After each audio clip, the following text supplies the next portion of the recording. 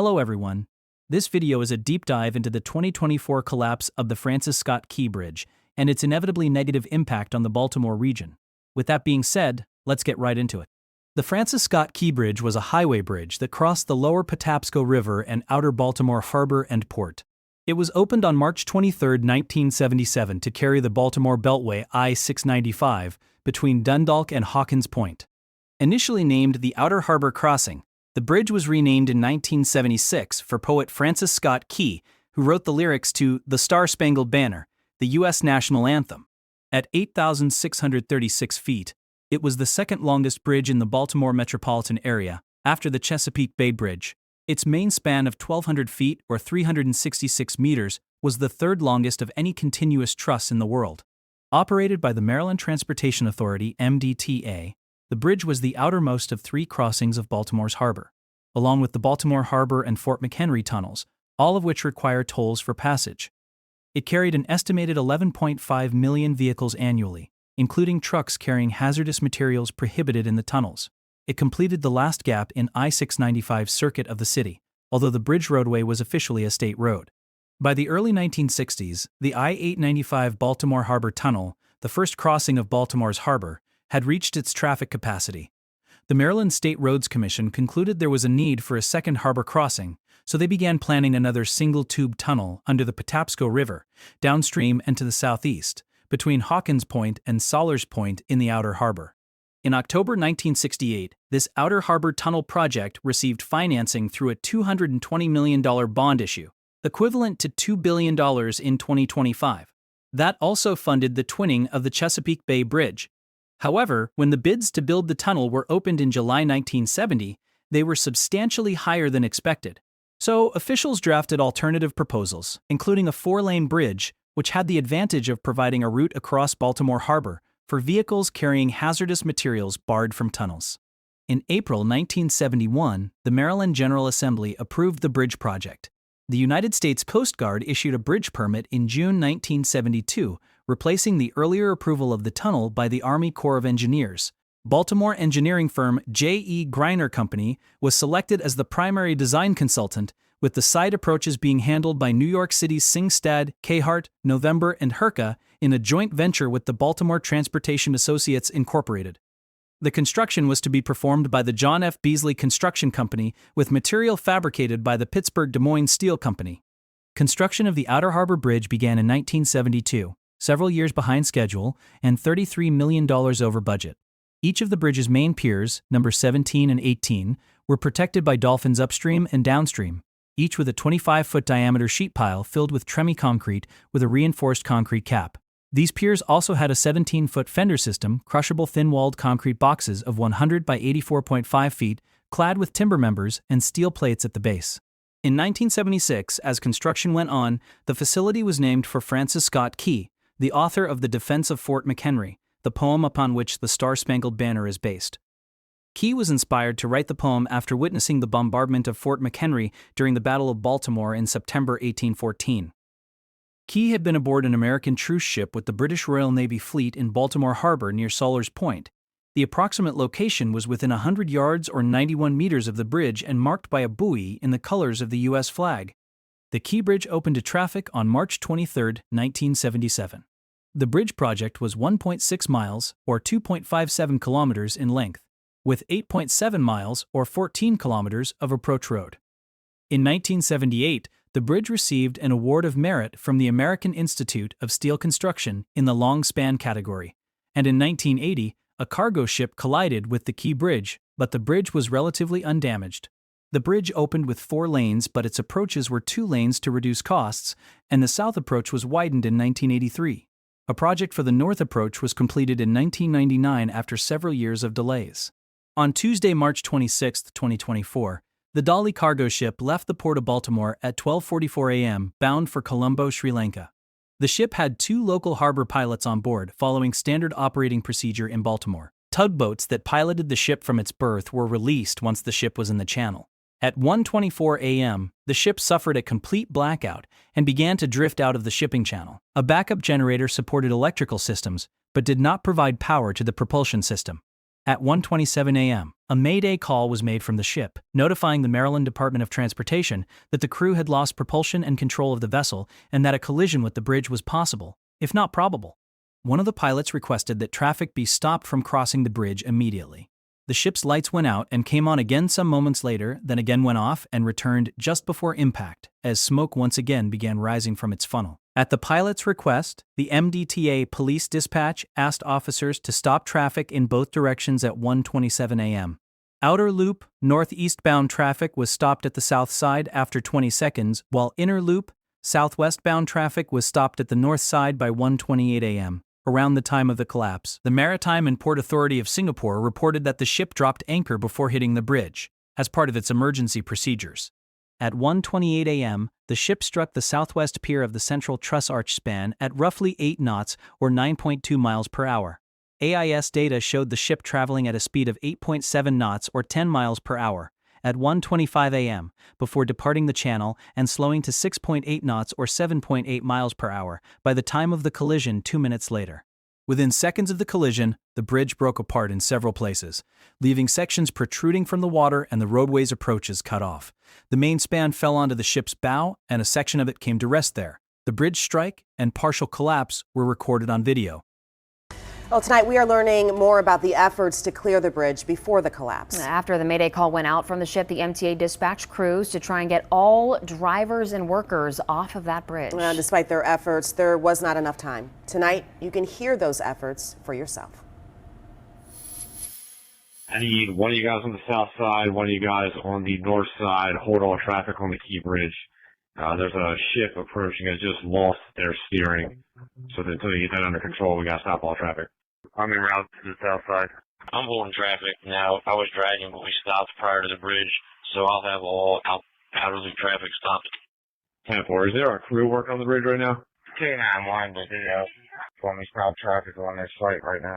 Yeah, if we can stop traffic, just make sure no one's on the bridge right now. I'm not sure where, there's a crew up there. You might want to notify whoever the foreman is, see if we can get them off the bridge temporarily.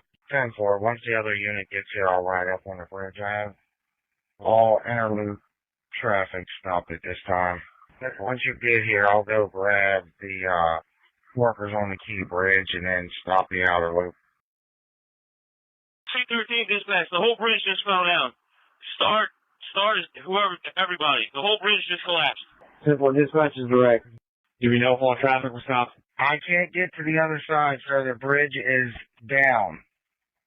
We're going to have to get somebody on the other side, the Anne Arundel County MSP, to get up here and stop traffic coming northbound on the Key Bridge. C-13, I'm holding all traffic northbound. It's absolutely chilling. Governor Wes Moore has credited the swift response by those workers for saving additional lives from being lost in the collapse. 2 people survived. Crews are still searching for the 6 construction workers presumed to be dead. Multiple vehicles were on the bridge at the time it collapsed, though initially no one was believed to be inside them. Workers were repairing potholes on the bridge band, were in their vehicles on a break at the time of the collapse. A resident living near the bridge recalled being awakened by a deep rumbling that shook his residence for several seconds following the collapse, which he said felt like an earthquake. Emergency teams began receiving 911 calls at 1:30 a.m. The Baltimore Police Department was alerted to the collapse at 1:35 a.m. and large rescue and recovery efforts were initiated. The Coast Guard deployed boats and a helicopter as part of rescue efforts. 50 public safety divers and 8 teams were dispatched to search for people who fell into the river. The force of the impact with the pier was estimated to be between 27 and 52 million pounds of force by the New York Times, which used equations from the American Association of State Highway and Transportation Officials publication, Guide Specifications and Commentary for Vessel Collision Design of Highway Bridges. In comparison, Saturn V rockets generate 7.9 million pounds of force of thrust at launch. The bridge's continuous truss relied on its overall structure to maintain integrity. In engineering terms, it was fracture critical, meaning it had no redundancy against removal of its support in any particular part of it. The collision destroyed its southwest main truss pier, causing the south and central spans to collapse, which led to the collapse of a northern span. Each failure sequence took seconds, and within 30 seconds the entirety of the trussed spans, and 3 others, had fallen. The bridge was determined to be fully compliant with building codes when it collapsed. The bridge had dolphin and fender protection against ship impact. Unfortunately, these protections were insufficient. And look, since this crash happened, our data journalism team has been working to learn more not only about how this happened, but also the safetiness of the historic Key Scott Bridge. So let's bring in our new multimedia journalist, Tara Lynch. So Tara, first, welcome to WJZ on a very difficult day to start, but we're so glad to have you with us. And I know you can tell us more about the Key Bridge's inspection history. Yes, Denise and Nikki, thank you so much for the warm welcome, and a very important day to be here in Baltimore. Our CBS News team has been digging into those numbers, and as we told you earlier in our coverage, the Francis Scott Key Bridge had a 6 out of 9 safety rating. Now, what does that mean? Well, it means that it was in fair condition, and it's been in fair condition since 2008 when the rating dropped from good down to fair. 62%, almost 2/3 of Maryland's bridges are currently rated fair.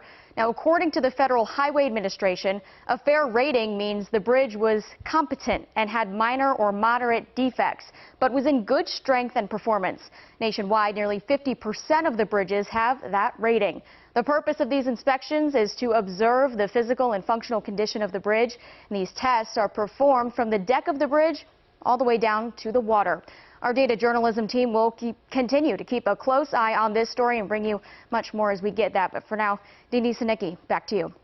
Of Dolly's 4,700 shipping containers, 13 were damaged in the collision and 2 fell into the water, neither of which carried hazardous substances. Dolly sustained hull damage above the waterline, and the ship was impaled by remnants of the bridge's superstructure and was estimated to be 3,000 to 4,000 tons of bridge wreckage, which pressed it against the channel floor.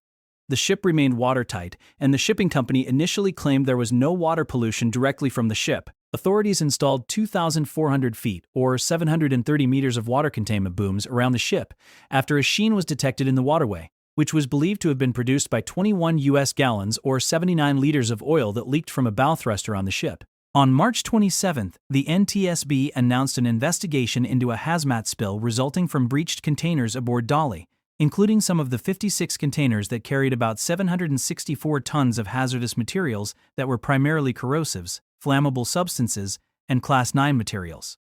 Federal investigators, Deb and Andre, were back on the cargo ship today. You can see it behind us, stuck in the Patapsco River. It has no power, the NTSB says, not to mention that it's pinned underneath concrete and steel debris from the superstructure itself. The NTSB today conducting more interviews, gathering more evidence, and that includes documenting a hazmat leak. Some of the hazmat containers were breached.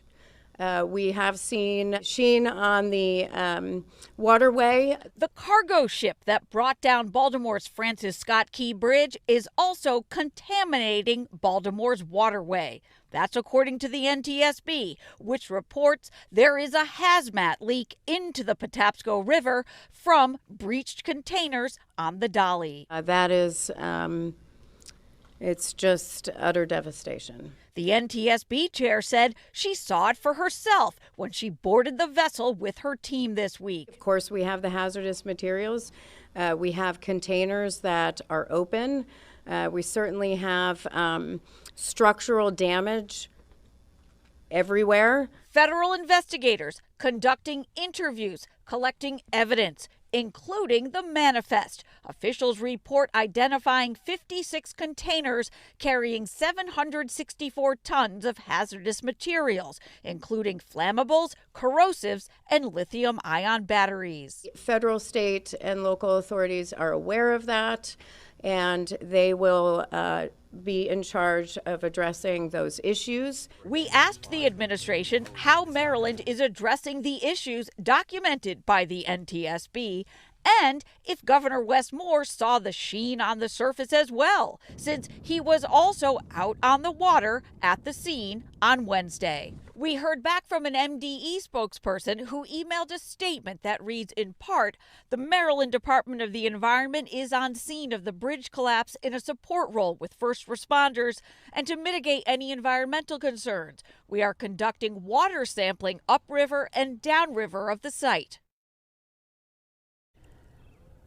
But that email did not provide any details about exactly what mitigation entails, and we've still yet to hear anything back from the governor's office. We are hoping that he'll provide some more clarity on what he saw and how his administration plans to or is already responding to it at a press conference here that's slated to begin in about 15 minutes. Reporting live from Dundalk tonight, I'm Kate Amara, WBAL TV 11 News. NOAA reported a water temperature of 47 degrees Fahrenheit or 8 Celsius at the time of the collapse.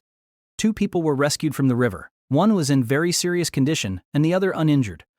Unfortunately, the one in critical condition would succumb to their injuries later in the hospital.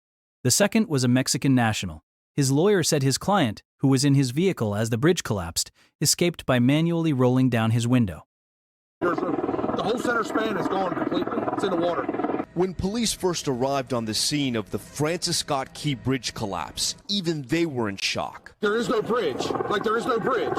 Looking up from the dark waters that night, clinging to a submerged chunk of bridge, Julio Cervantes Suarez couldn't believe he was alive. Do you remember what was going through your head as you're falling into the water?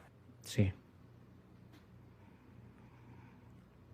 Cervantes says when his truck fell from near the center of the bridge, he thought he would never get out. He had been working that night fixing potholes with his crew. When the dolly hit the bridge, the men were all in their vehicles on a break. On impact, he says suddenly everything started to shake. He saw his co-workers all launch into the water. That's when he started to pray. Gracias a Dios. He says he asked God to take care of his wife and kids and asked for forgiveness. His vehicle fell nearly 18 stories to the water below, but luckily the windows were manual, allowing him to roll one down and escape from his truck. But there was another problem, a big one. Do you know how to swim? No sé nadar.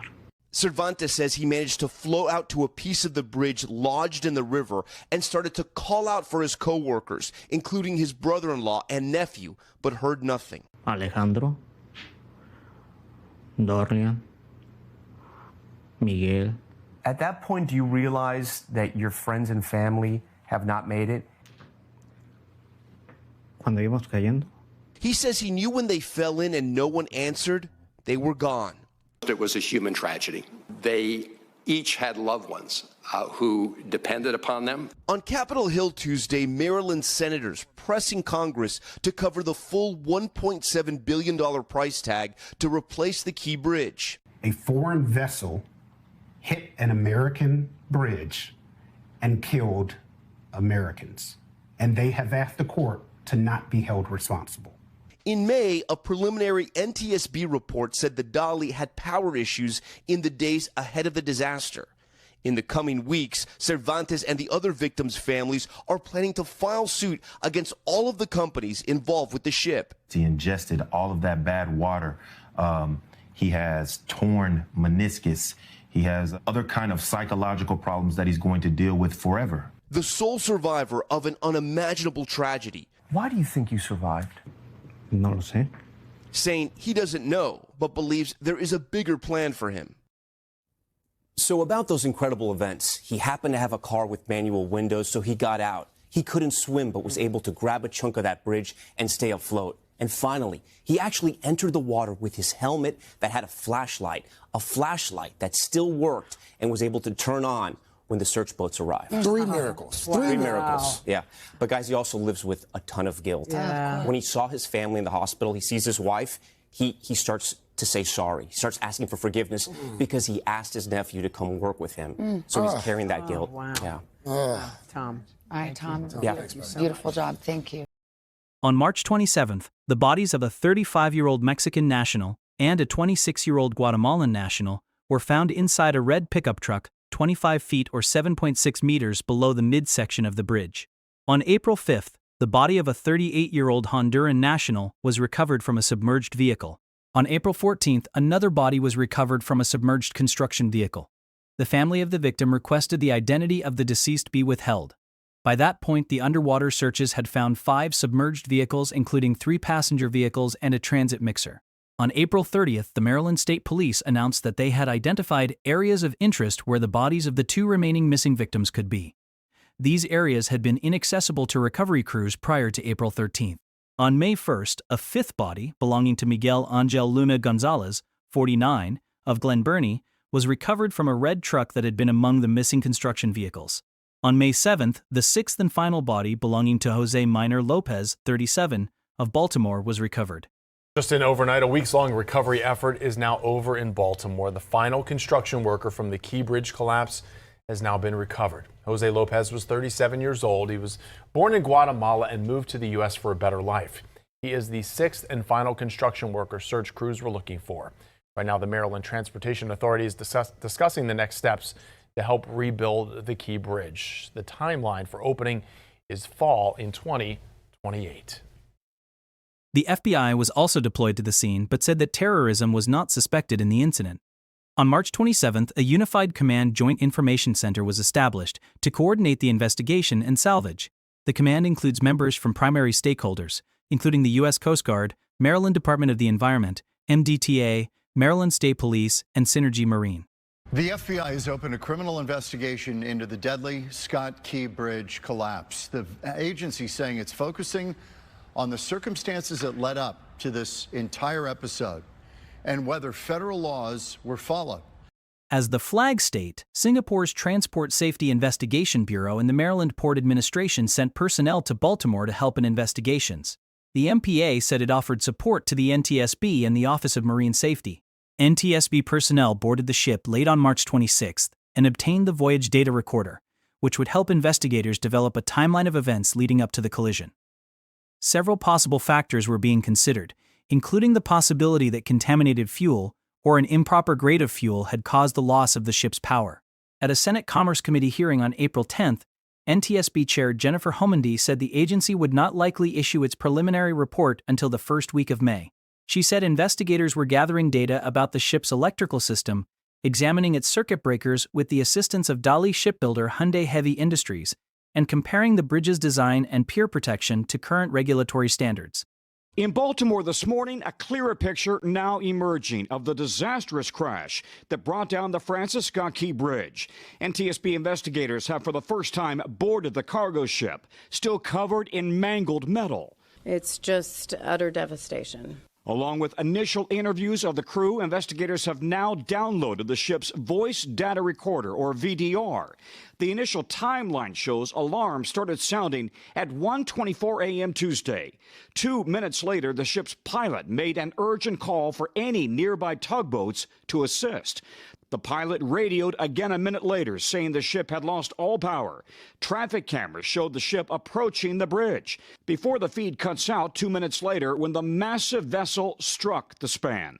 The ship had no tugs at all, helping it navigate through the waters before it hit the bridge? That's correct. It's a straight shot through the channel, so there are no tugs with the vessel at that time. Police dispatch audio shows officers radioed to stop traffic less than 30 seconds after that distress call, showing officers discussing the crew on the bridge in the moments before the collapse. Once you get here, I'll go grab the workers on the Key Bridge and then stop the outer loop. C-13 dispatch, the whole bridge just fell down. Nearly 25 feet below the water surface, dive teams have discovered a pickup truck with 2 victims inside. Authorities have now called off the search for 4 remaining victims, calling it a salvage operation, saying the water is simply too treacherous, filled with dangerous debris. Maryland's governor sharing how one survivor managed to walk away from the terrifying ordeal. We literally saw the bridge fall right after he moved off. It was because it was a first responder who was telling him to move off of the bridge. Now the focus shifts to the daunting task of reopening this vital port, with 8,000 workers directly impacted and concerns of supply chain disruptions. We are concerned about implications that will ripple out beyond the immediate region. So, Tom, this is going to be an elaborate investigation. What is next for investigators? NTSB investigators today are hoping to interview the 2 pilots, the local pilots who are on board the ship trying to get it through the port. They want to talk about what they experienced and about that alleged loss of power. Now, we know the ship lost power. We know that its engine stopped working. The question is why, and did it experience any electrical problems when it was actually in port? The Coast Guard said yesterday it wasn't aware of those issues. And they got to bring in the Army Corps of Engineers and that massive crane. This is going to take quite some time. On April 15th, FBI agents searched Dali in a criminal investigation to establish whether the crew left the port, aware that the ship had problems with its electrical or mechanical systems. On May 8th, anonymous sources told the Wall Street Journal that the FBI investigation was looking for potential violations of the seaman's manslaughter statute, which can carry up to a 10-year prison sentence for ship officers, crew, ship owners, and charterers, when violations result in deaths. The FBI has opened a criminal investigation into the deadly Scott Key Bridge collapse. The agency saying it's focusing on the circumstances that led up to this entire episode and whether federal laws were followed.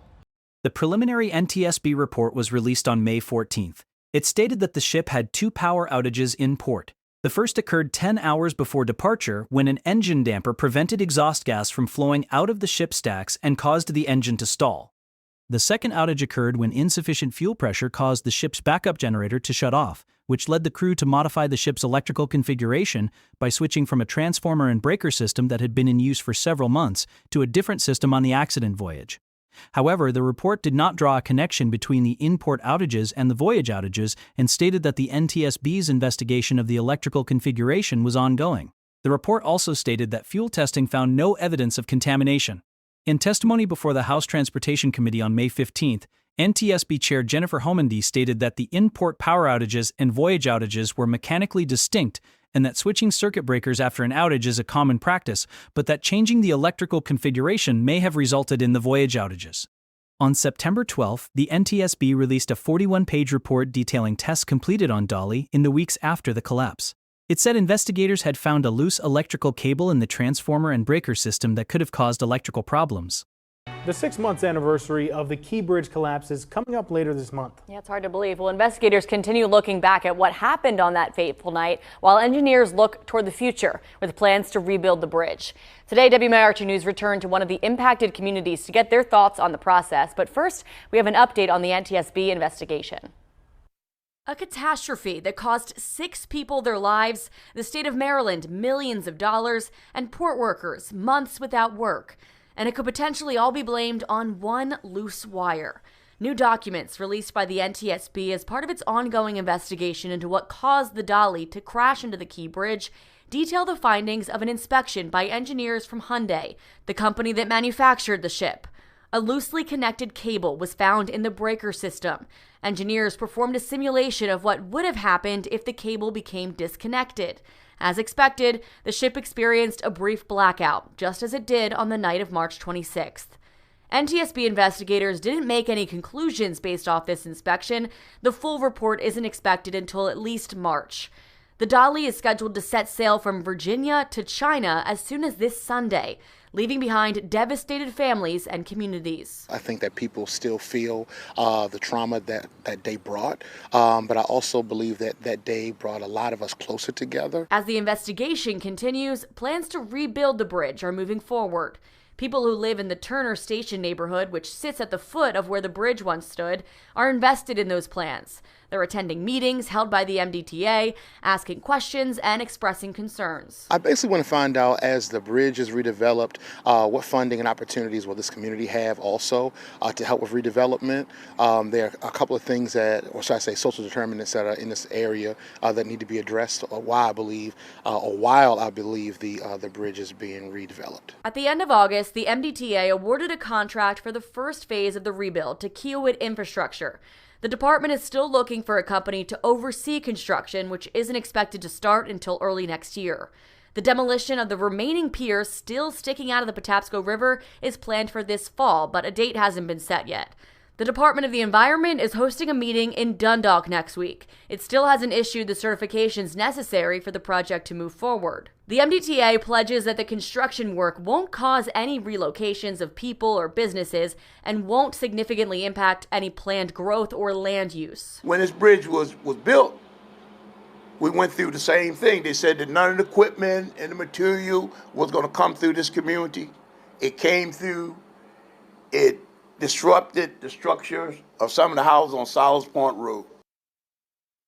The informational hearing hosted by the Maryland Department of the Environment is scheduled for this Tuesday from 5:30 to 7:30 at CCBC in Dundalk. Written comments will be accepted until October 1st. I was sleeping the night of the collapse, but remember waking up in the morning to the relentless news coverage that lasted for days. It was unavoidable, and for good reason. The aftermath was not only devastating to Baltimore, with the negative effects infinitely far-reaching, but it was a symbol of pride in my hometown, and it was reduced to rubble in the blink of an eye. It certainly hit home for me. The latest news to happen around the site of the collapse was this. An explosion rocked a cargo ship in Baltimore last night, and it was near the site of last year's Key Bridge collapse. Take a look here. You can actually see a massive ball of flame there, massive ball of flames rising from the ship, followed by a huge plume of thick black smoke. Thankfully, no one was hurt there. Coast Guard crews and Baltimore firefighters responded. They were able to put out those flames. The ship was carrying coal. The cause of that blast is still under investigation. Crazy, right? Hopefully you found this video informative and interesting at the very least. Thank you for watching, and as usual, if you're a fan of urban legends, folklore, unsolved mysteries, cold cases, and all things mysterious, make sure you like and subscribe to the channel.